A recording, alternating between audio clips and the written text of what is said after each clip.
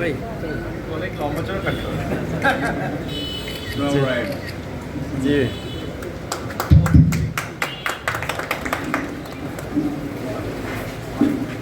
পুষ্পাঞ্জলি দিয়ে আমাদের অতিথিদেরকে বরণ করে নিচ্ছেন আমাদের প্রেস ক্লাবের সম্মানিত সদস্যবৃন্দ।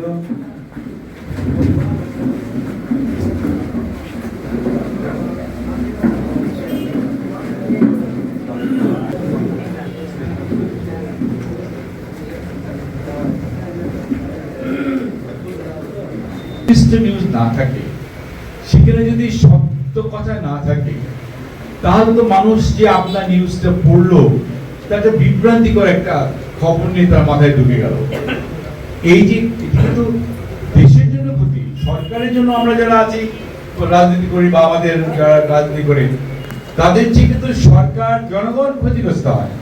কারণ আপনার নিউজটা পড়ে জনগণ দেখবে যে এই নিউজে দেখে তাদের একটা জনমত সৃষ্টি হবে আমলিত খারাপ কথা, অথচ সেইটার মধ্যে নাই। এই নিউজগুলি আমি অনুরোধ করবো আপনাদেরকে যাতে বস্তুনিষ্ঠ ভিত্তিতে আপনাদের সমালোচনা করে। এটা আজকে মাদক নিয়ে কথা হচ্ছে, মাদক এগুলি কিন্তু কমে যাবে। এইসব জায়গায় আমি চাইব যারা সুদীবৃন্দ আছেন, যারা জার্নালিস্ট ভাইরা আছেন, আপনারা দয়া করে বস্তুনিষ্ঠ যে খবরগুলি আছে এগুলি দিলে আমরাও কিন্তু নিজেরাও সংশোধন হব। আপনারা তো আমাদেরকে সংশোধন করার জন্যই কিন্তু আছেন।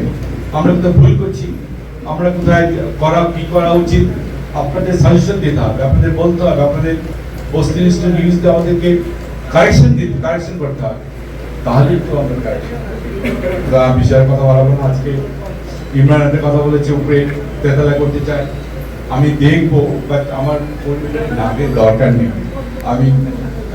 আমি যেহেতু তুমি একটা অ্যাপ্রোচ করেছো, ইনশাল্লাহ আমি আমাদের সরকার থেকে হোক বা আমাদের পক্ষ থেকে হোক, আমি তোমাকে যতটুকু আমার পক্ষ থেকে সাহায্য করা দরকার আমি করবো। আর ইউনো সাহেব কাছে আমি দুঃখ যে ইউনো সাহেব আমাদের ছেড়ে চলে গেছেন, একদিকে খুশি ছিল।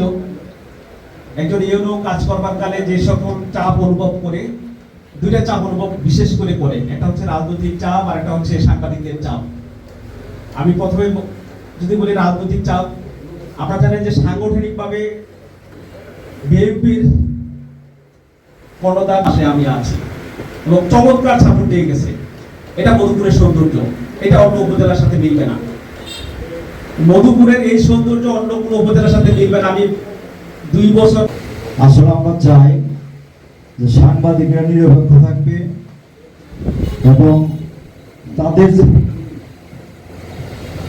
সেই লিখনীতি, বিশেষ করে সরকারি দলে যারা থাকবেন, সরকারি দলের বিপক্ষে কোনো নিউজ যদি আসে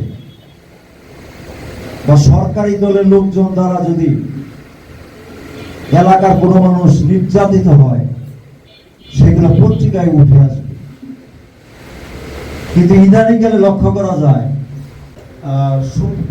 সুনামের সাথে যেন এখানে এই সাংবাদিকতাটা আমরা চালাতে পারি। আর সব জায়গাতেই সুশৃঙ্খলভাবে আপনি যখন কোনো কিছু চালাতে যাবেন, তখন কিছু মানুষ থাকবে সেখানে একটু ঝামেলা তৈরি করার জন্য। আর যে মন্ত্রী আছে, রাজনীতি করেন, আপনি আমার চেয়ে ভালো বোঝেন এগুলো।